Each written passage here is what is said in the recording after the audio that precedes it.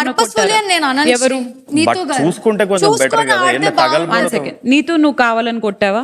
ఎవడన్నా కోపంగా కొడతాడు లేకపోతే బలంగా కొడతాడు. ఈడేట చాలా శ్రద్ధగా కొట్టాడు. లైన్ లో వెళ్తున్నప్పుడు నేను అన్యాయంగా మధ్యలో వాళ్ళు వేరే వాళ్ళ ఆట ఆపేసుకొని నిన్ను వచ్చి తోసేయడం, దట్ ఈస్ ద నచ్చలేదు, పాయింట్. నచ్చలేదు.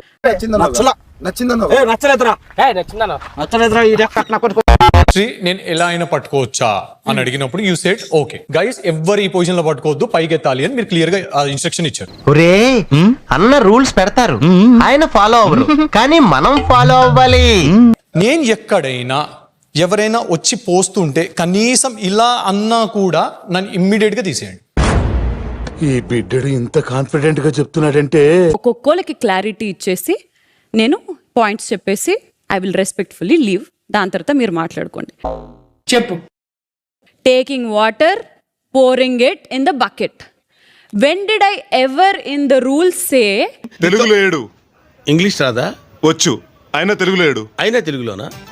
మీరు వెళ్ళి మీ పార్ట్నర్ బకెట్స్ దగ్గర నిల్చోండి, వేరే వాళ్ళు వస్తే పోస్తుంటే ఆపేసేయండి అని ఎవరు చెప్పారు? ఏమో నాకేం తెలుసు, మరి నీకేం తెలుసు?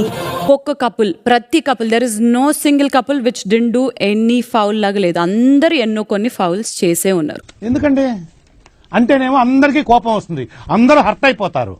పని చేయడం మాత్రం చేత కాదు. Very clearly precise through out the task లో చెస్ట్ లెవెల్ కి 1 minute 22 seconds వరకే అది చెస్ట్ లెవెల్లో ఉండింది. ఇలా ఎత్తేయాలని చెప్పారు, కంప్లీట్ అప్ అని చాలా గట్టిగా అరిచారు. దాని తర్వాత నేను చేశానేమో అడగండి. సారీ అండి, లేదు, no chance. Both your buckets అప్పటి వరకు నిండలే. You were relaxing. ఎందుకంటే you were relaxing. That is when it happened. ఇంకా లాక్కండి తెగుద్ది. నాకు అదే అనిపిస్తుంది. That is considered as a foul to us. ఇంకా బుకాయించడానికి ప్రయత్నం చేయకండి, అది మీకే నష్టం. త్రూ అవుట్ ద ఛాలెంజ్ లో 1 minute 22 seconds below the chest లెవెల్లో ఉంది కాబట్టి దాన్ని ఒక ఫౌల్ గా కన్సిడర్ చేస్తున్నాం. అంతేనా గురువు గారు? అవును, నీ అంతే. మనసు మార్చుకోరా? పట్టుదలొస్తే డ్రాయరే మార్చుకోను. ఏదో మనసంతా